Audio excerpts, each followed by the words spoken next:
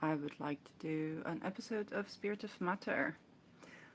This time exploring Jacques Lacan, his birth chart. So, for those of you who do not know who this person was, he was a psychoanalyst who was also a celebrity.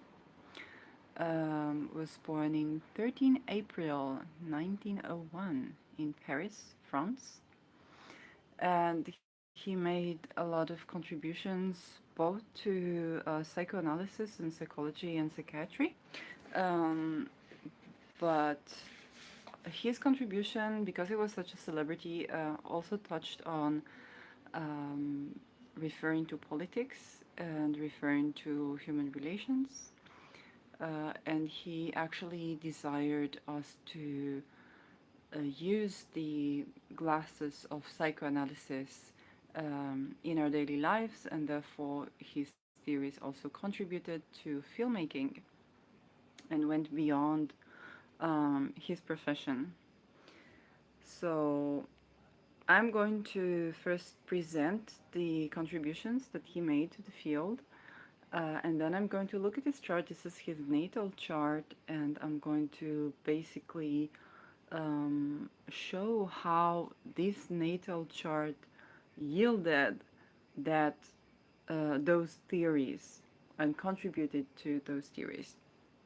So, first and foremost, Jacques Lacan is known for his contribution of the mirror phase. Basically means when a child grows, then the first time a child sees himself in the mirror and identifies himself in the mirror is a very unique moment where, for example, if I look at myself right now in the camera, I look very creepy and it's not at all the way I imagine myself looking right now.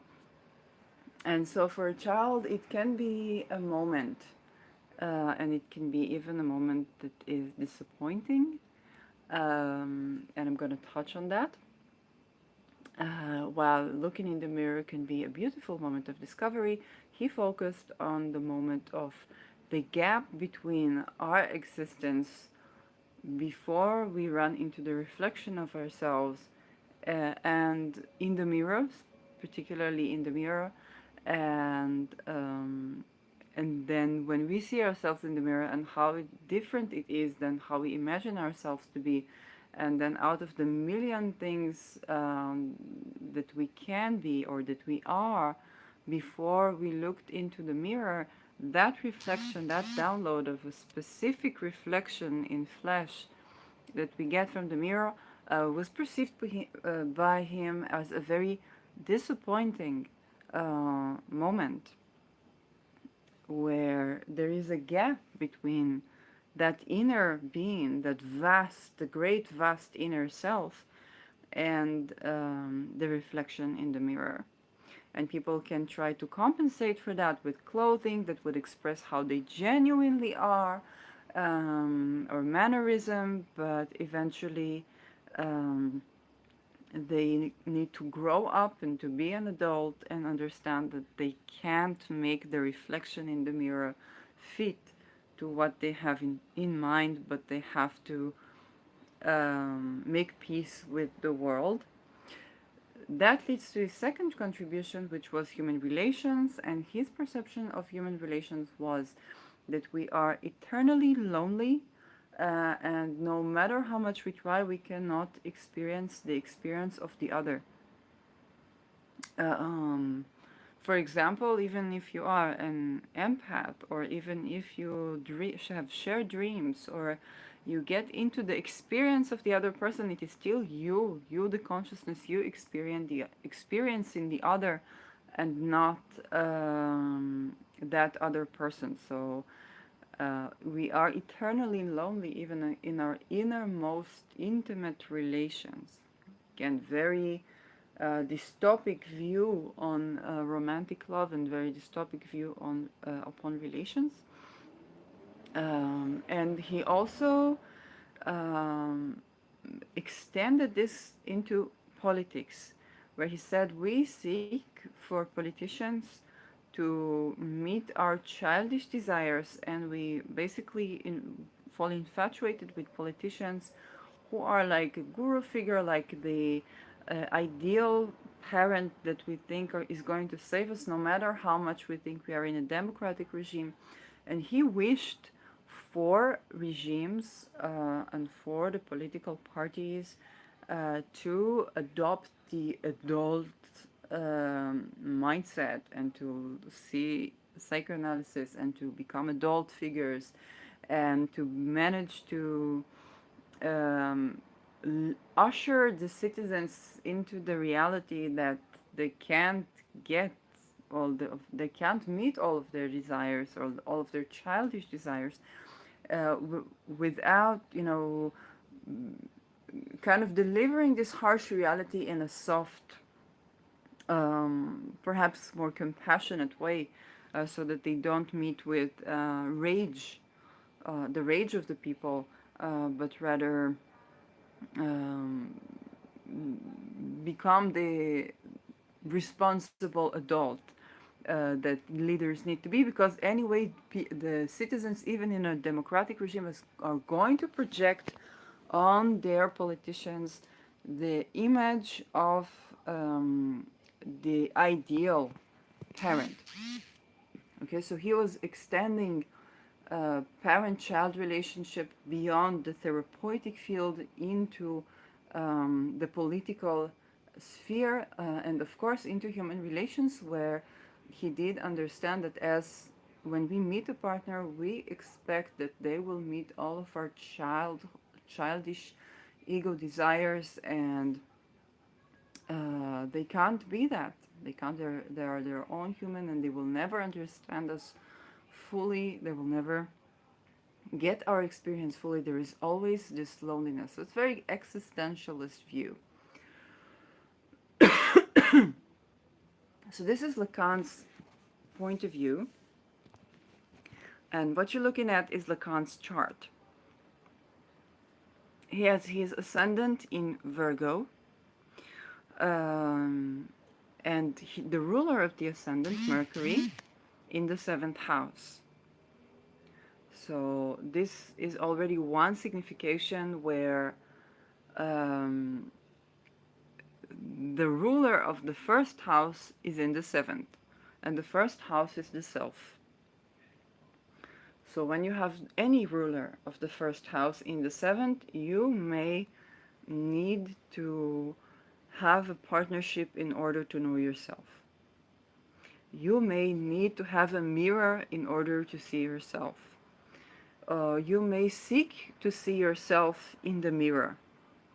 You may seek to find yourself in the mirror. You may need or rely on partnership a lot, and therefore this is often a combination that gets people to want to be therapists, to want to be healers, um, because they are so interested in the other and they live through the other, and they in many ways sometimes serve the other, and that is the big dissonance that can make it very difficult for them to succeed in those relations where their desire to heal the other or to heal human relations that can emanate from that position of caring so much about other people, of their personal path, um, the ruler of the personal path basically being in the house of others. So these people can be politicians, these people can be very reliant on other people, these people can be desire to be healers or desire to be politicians, um, and may eventually become politicians or healers. However successful they may depend on, how do they meet these challenges of human relations. And again, we have this notion of meeting ourselves in the mirror. Now, Mercury, this is the ruler here, is Mercury. It's ruling Virgo, and it is in its fallen sign. And this adds a flavor to that. For example, if you were trying to think about an ascendant where that could work better, let's say, oh gosh, I think in none of these, in none of these would it work better, because um, the ruler of your first house, of course, is ruling your first house. What is the sign opposite to the sign of the rulership? The sign where the planet is in detriment. So any of those is not going to work lovely. Okay? And before we touch on Virgo Pisces, this is important to understand. The sign of rulership, if we go 180 from the sign of rulership on the axis, then we get the sign of detriment or fall of a planet. Okay, so for Mercury, it's ruling Virgo and Gemini. Opposite Virgo, opposite Gemini is detriment. Specifically, opposite Virgo in Pisces, Mercury, it's at its lowest point, it's at its fall. So maybe if that would be, rising sun Gemini and Mercury would be in Sagittarius, it would be a bit better, but it would still be in detriment. And so, having the ruler of your ascendant in the seventh house basically means that the planet that is ruling your ascendant is at its fall, at its detriment. It's most uncomfortable. Okay? Now we touch on this Mercury being in Pisces. So Mercury ruling Virgo. Virgo is about definitions. And Virgo is about frequency. Virgo is about identifying that which is merged in Pisces. So if you talk about the sea, so the big vast ocean is Pisces, and Pisces just is like a fish in the sea. It experiences the depth of the ocean. It knows its surroundings by intuitive means. Um, Virgo would make it so that, okay, the compartmentalized, it would try to I see where does navy blue ends and pale blue or a light blue begins. And sometimes it's an actual line. Or where, or just the notion that water is H2O. Okay, this is more Virgo way to speak about the ocean. For Pisces, it's the ocean. And it's going to show you the ocean, and it's going to make you feel the different temperatures of the oceans and all kinds of things that are beyond that which is something you can speak about in words. It's beyond language. And Mercury in Pisces basically means that Mercury rules also our thought processes and our speech. So, and agreements and business, but for the individual.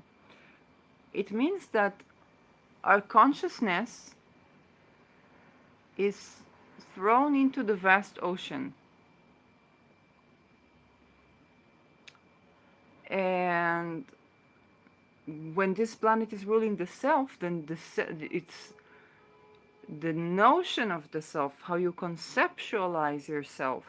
Okay, if really Mercury is ruling the house of the self, how you conceptualize yourself, this ruler is thrown into the ocean.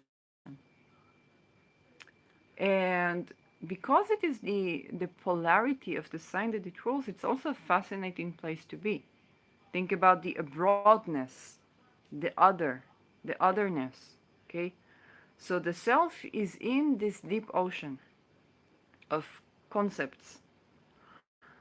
Um, that you can't quite put into words.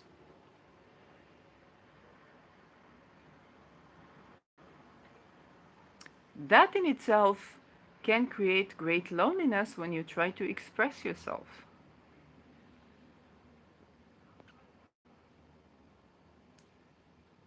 And then one Lacan quote was about human relations was, there is no such thing as men and there is no such thing as women.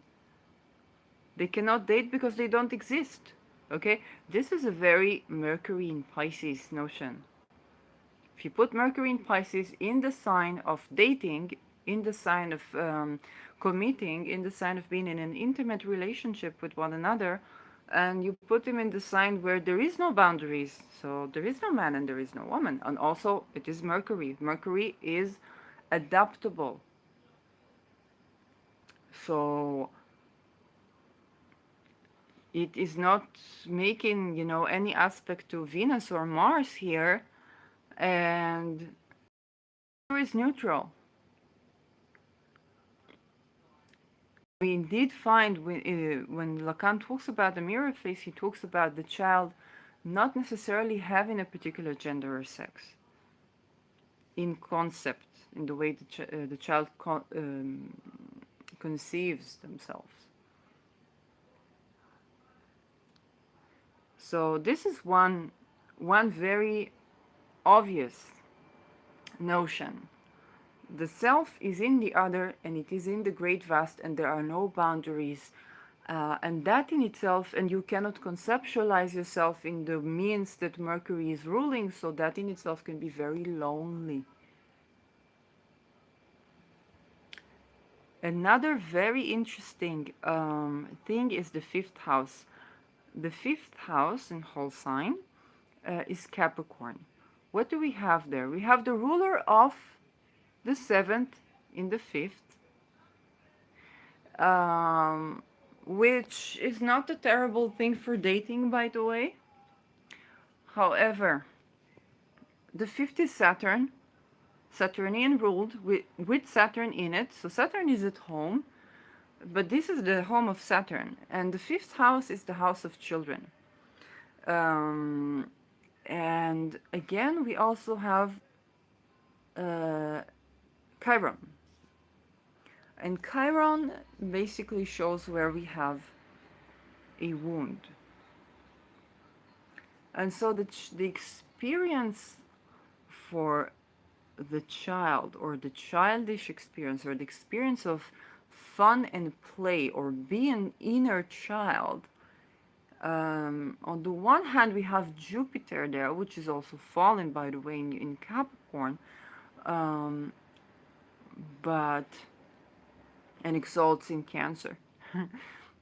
But on the one way, Jupiter in the fifth, but on the other hand, it is in Capricorn.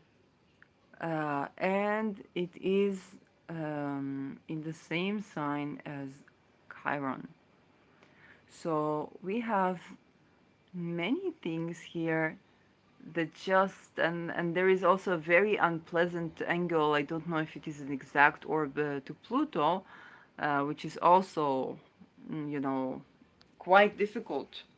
Okay, that in conjunct from Pluto to Jupiter is also making this Jupiter very, very unhappy. So this whole childhood experience, or the what where we are in our inner child, is also the house of the first child. When we are in the place of creativity, gambling, taking risks, and leisure time, then this experience that's supposed to be fun is actually suffering. So if you think about the child experience that conceptualizes itself as the great vast, it looks in the mirror and you see a reflection. Now, most of us, when we think about children and the way they look, they are so beautiful, they are so cute. We only want to cuddle them and we only want to hug them, depending on if we like children. But mostly, we think about children as this cute. You wouldn't think that the child sees itself in the mirror and suffers.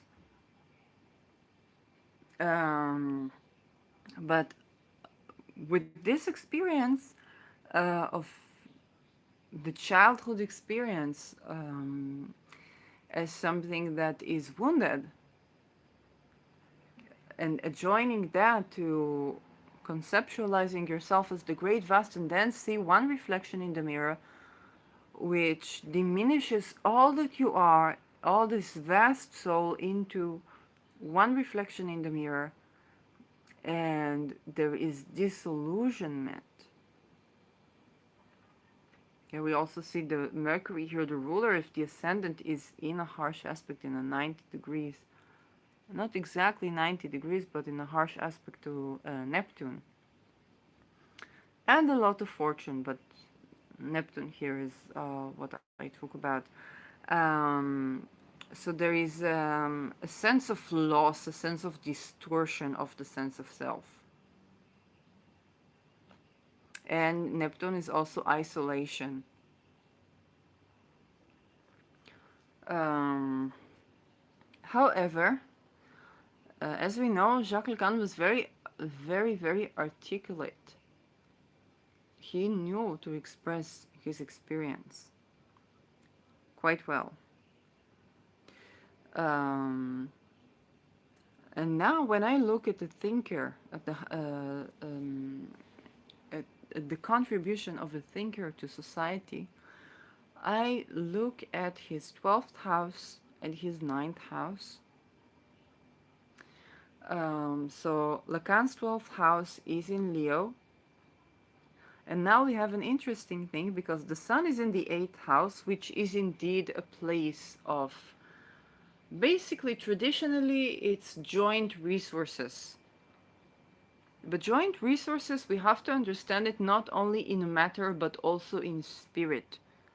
It's joint resources and also joint energies.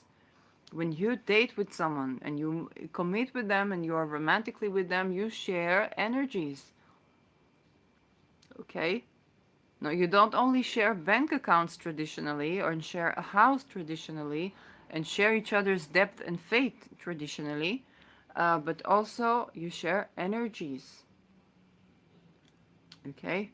So having the ruler of the 12th, which is also the sun, happens to be the sun. So we have a sun in the 8th house. The sun is exalted in Aries. So the more modern astrologer would say, oh, this is the house of psychoanalysis. This is the house of crisis and rebirth, because they would associate houses with science, and then they would say it's the Scorpio house. But if we understand that this is the house where joint resources add up, and those joint resources are the ruler of the first being in the 7th, and the sense of isolation and the childhood experience of the 5th, that is of a disillusionment from the object of desire, which is also the 5th, but they commit because they are the grown adults, Saturn.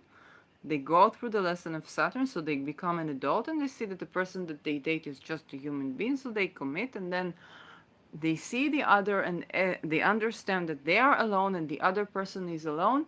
And this is where the sun is exalted in the 8th house. The sun can deliver the identity, the personality is integrated. This is what we've learned, and it's very integrated. And the ruler of the sun is in the 12th. So we have this mutual reception between the sun being in Aries and the ruler of the sun, Mars, being in Leo, which is the ruler, and then which ruler is in Aries. Okay, so this mutual reception between the 12th house and the 8th house, between Leo and Aries. So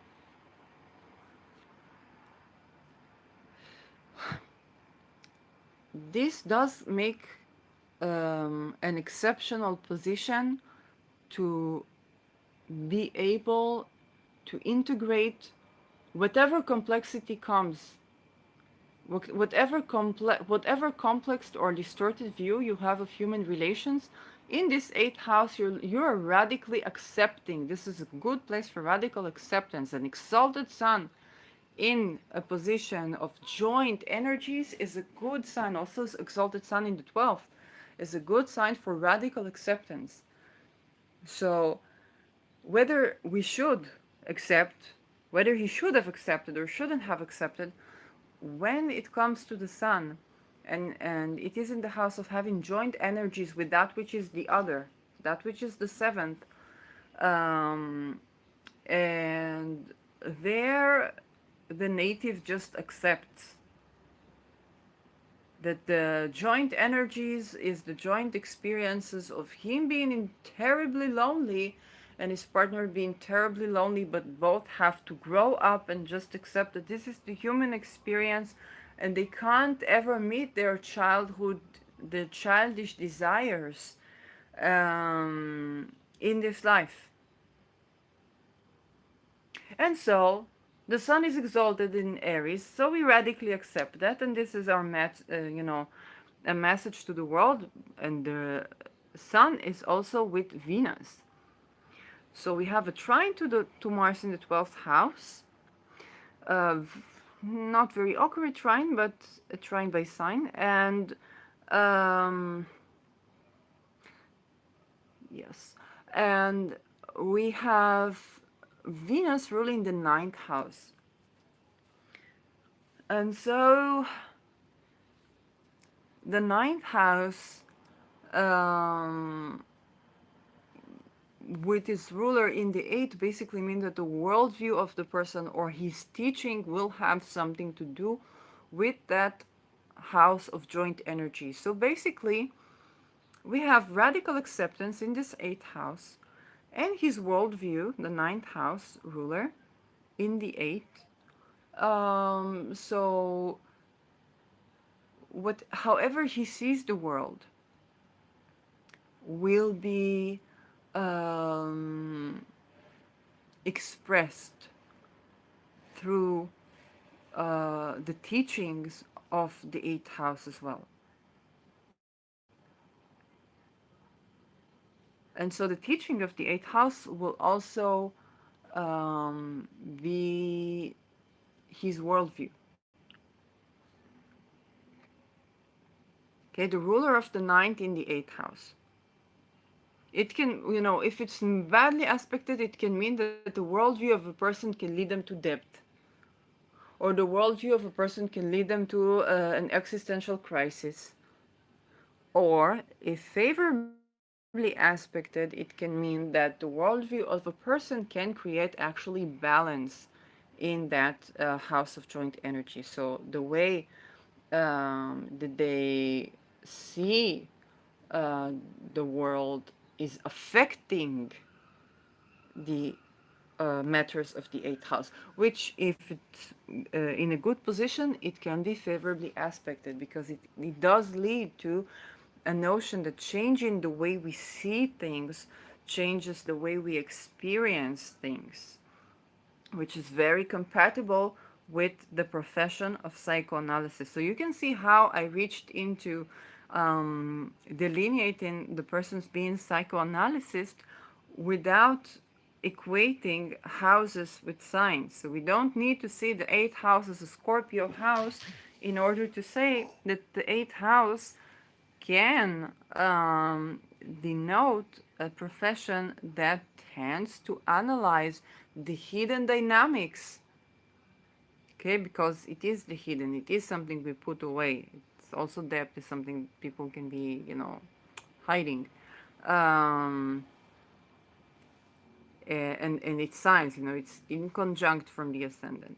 Okay, we see it. It's not the 12th house, it's not a blind spot, but we don't, it's not an angular house.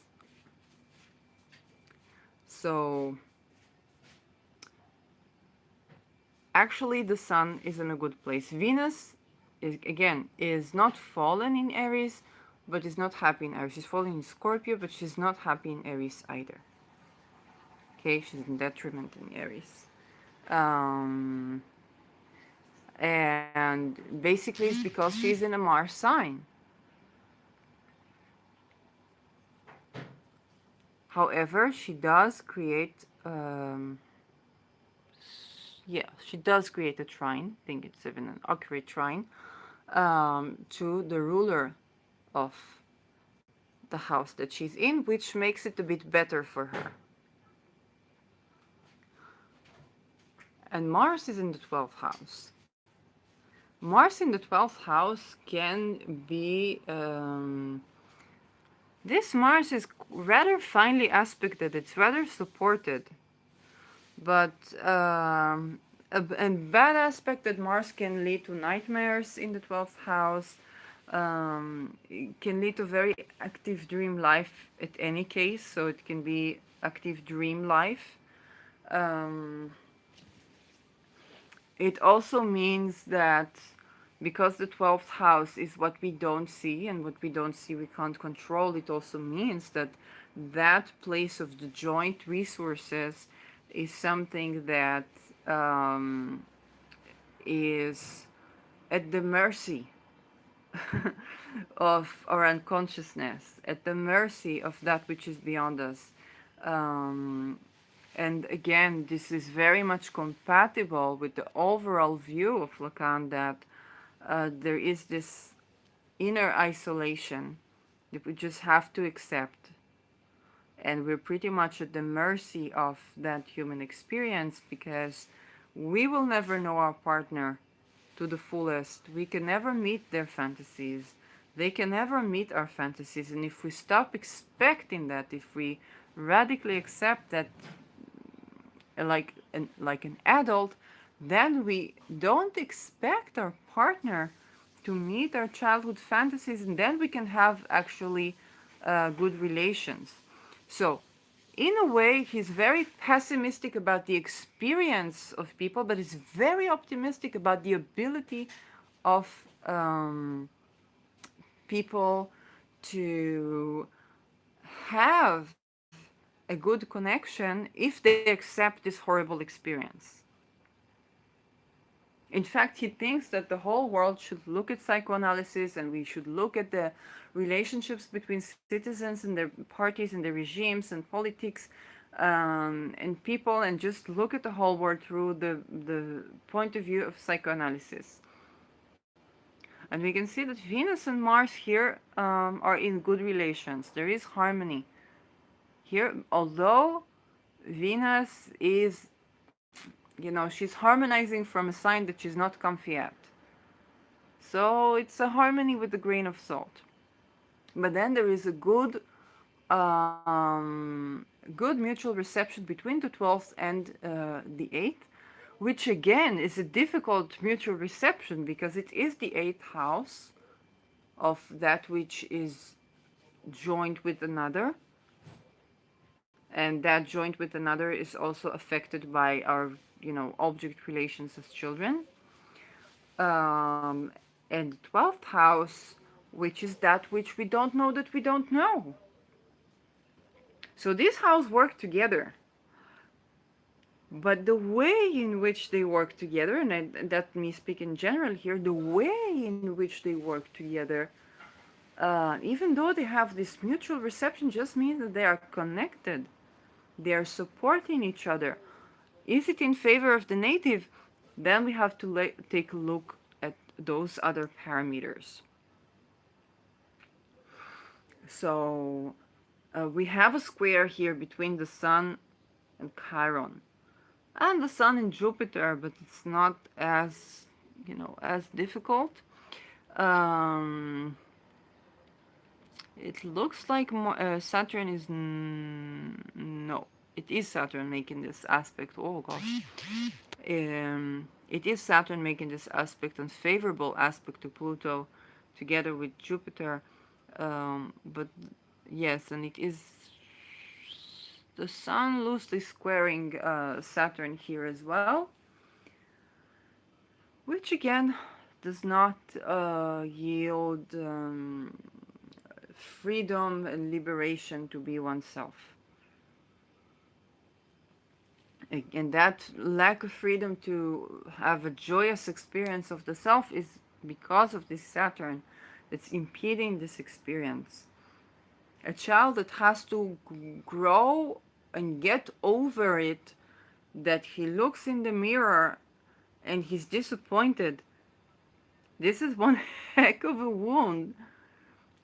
Okay, and this child could be a beautiful child and a sweet child and a cute child, but there's just something there that he looks at the mirror and he's disappointed.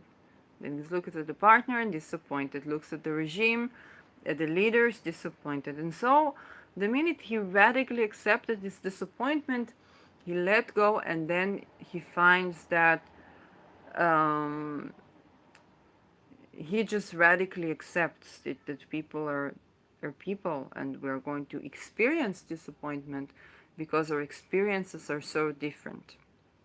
Which, by the way, is a very optimistic view of humanity. And indeed, he hoped that the leaders will be grown adults that would usher the citizens into this soft landing where their experience can absolutely not be um, realized. Their fantasies, their desires, their childhood fun can absolutely never be recovered the minute they looked in the mirror, the minute they looked in the world, and and hoped for people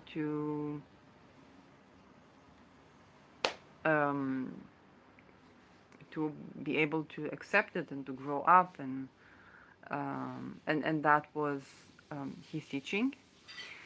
So, and another one we see is that the ruler of the fifth house is in conjuncting Pluto, which doesn't yield for much of a joyous childhood experience, all in all.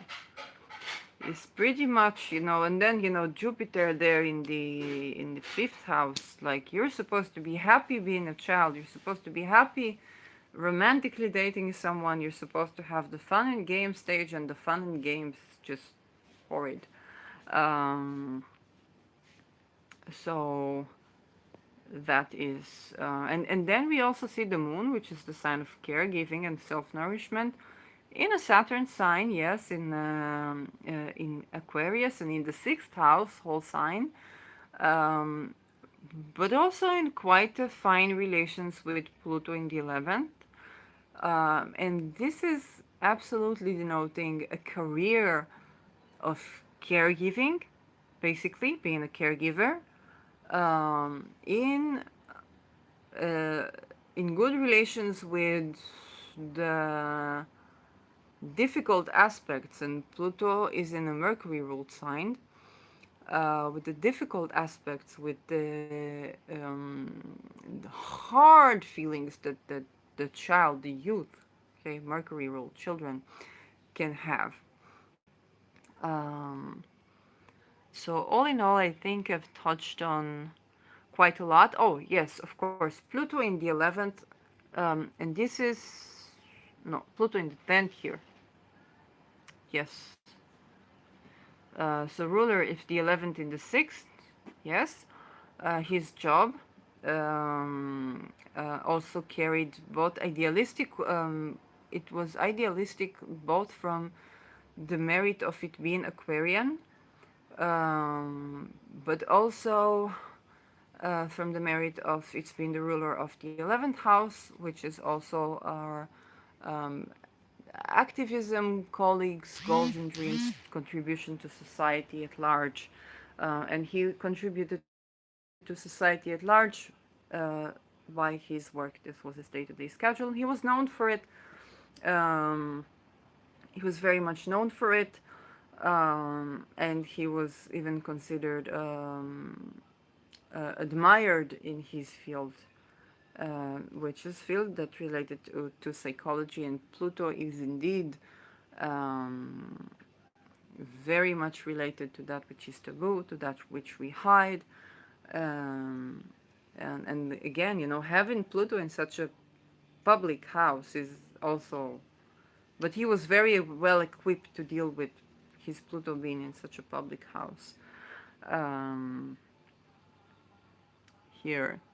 oppositing uh, Uranus, which is an interesting aspect. Interesting time to have been alive, though not very happy one. So that was Jacques Lacan, and what we can take out of this, other than being informed about how a person's teaching, how his contribution is basically something that exists there as a potential in the chart, in the native chart. Um, what we can also take from it is general things like having the ruler of your ascendant in the seventh house, and maybe try to see if those things that we accept and generalize are indeed something that can be generalized, are indeed something that does fit, um, and perhaps be very cautious about what, about being the caregiver. Here, indeed, the person sixth house was, his work was caregiving, but when you have a lot of, seventh house places or the ruler into seventh house, um, you want to see how this ruler is aspected, how do you deal with those aspected, and then you know that what you deal with is not something you can necessarily generalize to other people's experiences.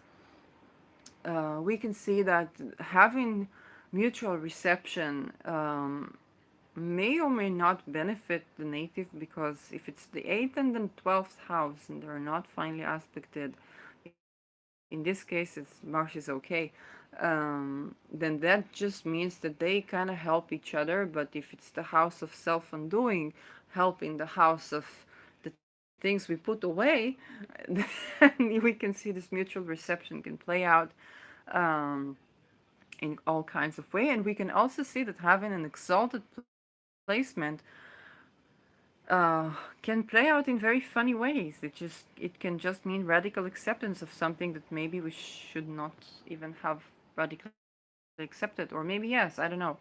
Um, so yeah, that's a lot we can learn from this chart.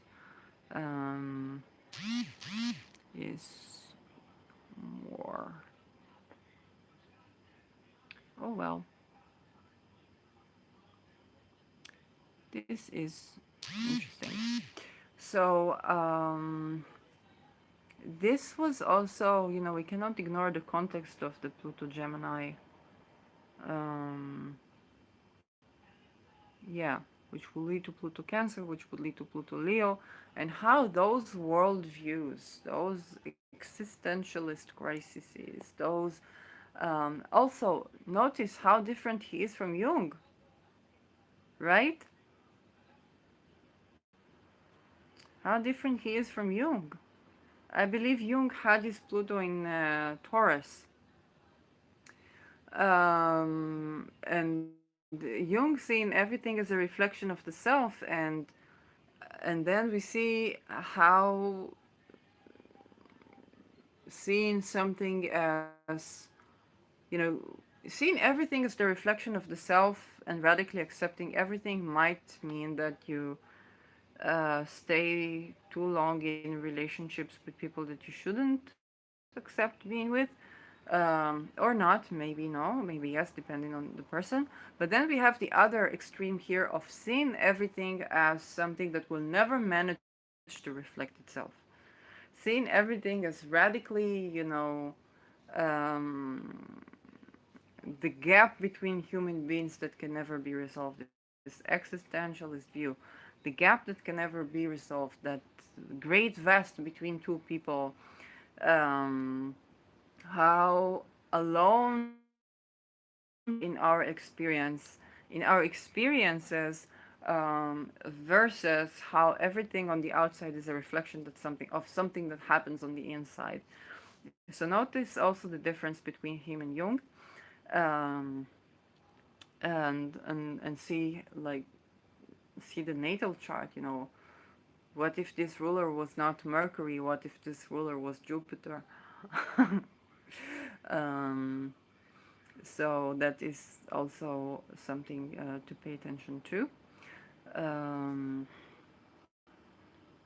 yes, and I think looking at the natal chart of a thinker, um, rather, you know, it doesn't only prove astrology, which I used to do with the earlier Spirit of Matter episodes, where I would just predict what I would see. And many times I did see things that were very accurate or on the line of what I was expecting to see. But it also shows you how the disposition of the natal chart carries the potentials of something, and how those theories, those contributions, those peoples, they were like agents of the zeitgeist, agents of the time, that were bringing something into fruition, bringing some um, the spirit of the times, or the spirit of the time where they were born, and they were bringing those teaching of their life experiences into fruition. And you can just see that, you know, with the natal chart, just the natal chart. Okay, I'm not even doing the all of the D's, you know, D7, D9, D this, D that. Um, that is the way that you look at the chart and kind of dissect it, and cut things differently. And Vedic, I'm not even looking at the progress chart, I'm not even looking at ZR, I'm not even doing any time techniques, not even doing transits, just the natal chart, and how this natal chart would bring into fruition a person that would respond to the transits that they have in this particular fashion, um, or in this, in a set of possibilities that the chart allows. So that is something quite interesting from these studies. That was Jacques Lacan. I'm Tali Shear on Twitter, Shirley Youngblood on Instagram. I do personal readings, and they are informative, so beware. Um, like I will always try to see with you how can you kind of get the best of something, but I am informative, and as you can see, this can get quite. You can also watch my, you know, sun in signs, moon in signs, and you can see that can get quite informative, and quite radical acceptancy thingy. And it is always because there is something about me that I radically accept, and so I don't see, like, it's not ever a judgment or putting someone down, but rather just seeing things as I see them and accepting that and delivering that. And with that, see what can we do. So yes, I was drawn to this chart. So I guess this is the sun in the eighth house, and now the sun is in my eighth house, which is the opposite of his sun. I have it in Libra, and he has it in Aries. This is also something I used to do in the Spirit of Matters. Kind of see, why am I drawn to this? Yeah, this Pluto in my fourth house, this Neptune in my fourth house, quite where Mars, I think, is now transiting, so that's interesting. Moon in my 12th. His Mercury, I think, is around my ascendant. Yes, I have 24 degrees ascendant, so his Mercury is closely conjuncting that. Um, Interesting. So it's just this last time that I was like, Jacques Lacan, Jacques Lacan. I need to do Jacques Lacan. I'm trying to see why. His Uranus is not too far from mine. It's interesting. He would be having a Uranus return if he would live to 1984. Uh, so, yes, his Sun next to my Mercury. Okay, my ninth house. Rahu next to my Mars in the ninth. So He's Mars in my sixth house. Okay, I don't know why was I so drawn to talk about Lacan. Probably because of the eighth house thing and the joint energies and differentiating things, or all these themes of dealing the self, the other. You know, I have my ascendant on the Pisces Virgo thingy.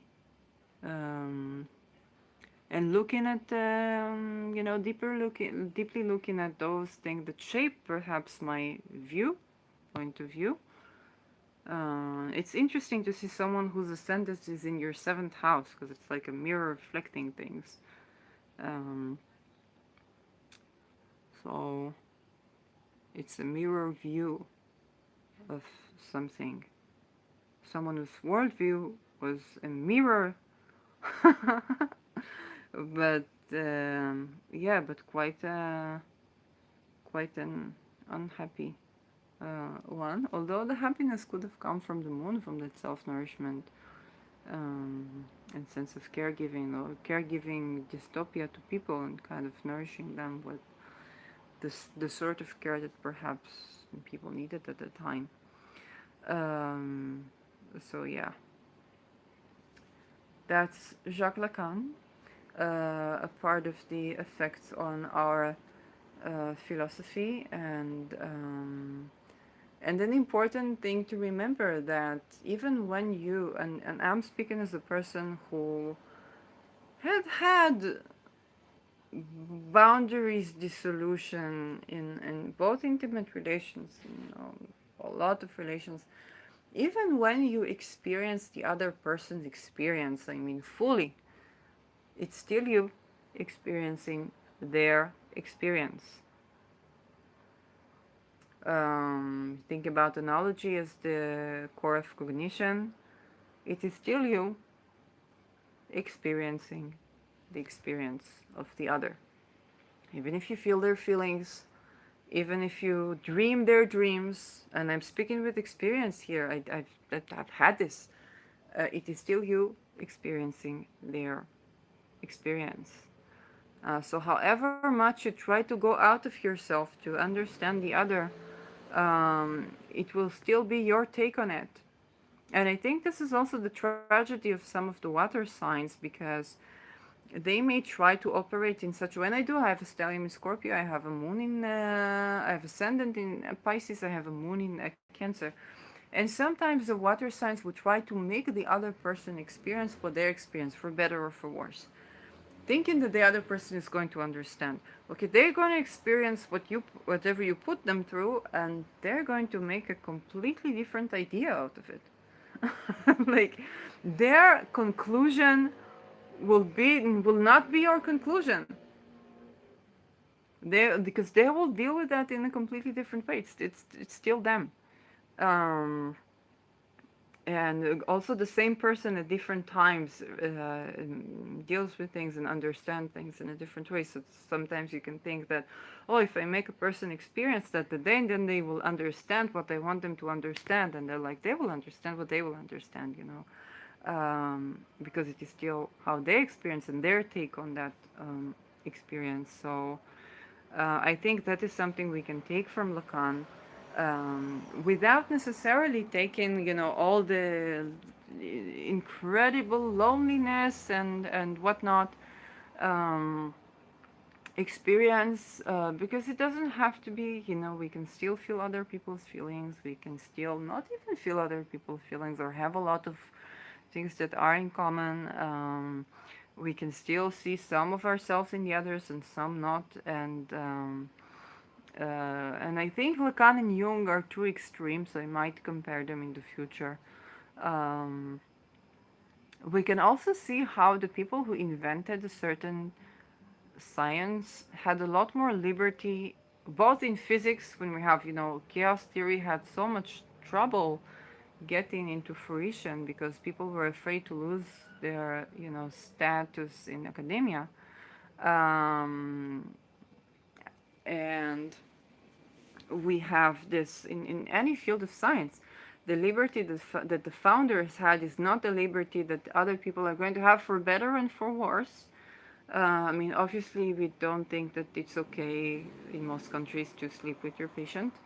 Um, so we understand that, you know, it's not it's not contributing to the overall well-being of a child if they have sex with their parents, generally. So that's something we've come to understand. We've come to understand it somehow. And so, also in the case of Lacan, he was a psychoanalyst and he had a lot of partners that were actresses, and so I don't know exactly what went on there, but definitely, you know, if his patients were his partners, oh, he would accept people. He would let even, you know, like the barber or something like that come in, even when he would accept therapy, because he wanted to bring the mundane and to bring things into a mundane level, which there's something beautiful, there's something striking about, there's something beautiful about, there's something that's completely not fitting with how people see therapy today. That is also interesting to watch. And you know, when you begin a new field, there is always that liberty, and whenever that liberty is actually not taken advantage of, it can bring in innovation. But then that liberty can be taken advantage of. And that is also something that we know, you know, our founding fathers of psychoanalysis did things that are, and when we will get into the magical foundations of psychoanalysis, if you go Jung, then obviously delved his hand into magic, um, then we can see things can get even darker. But also brighter. You know, there are hidden secrets that are beautiful, and then there are hidden secrets that are not beautiful. There can also be the good hidden, the secrets that are hidden but are actually beautiful. But there are also the secrets that are hidden and are actually abused, and then they should be seen in the light of day and healed. So that was Jacques Lacan, and I'll see you in my next episode of Spirit of Matter. Bye bye. Yes, how do I close this? How do I go this? This no, that's not doing me any good. And you still see all that, which is annoying. Seeing the light of day. So I'm seeing my YouTube, and this is Jacques Lacan, and this is, I love this because this is me live, seeing me live, and not knowing how to. Okay, this is going to be really funny. Let's do this experience. How to. Okay, this is going to be really funny. Let's do this experience. How to. Oh my gosh, this is cute. Okay, this is going to be really funny. Let's do this experience. What the fuck?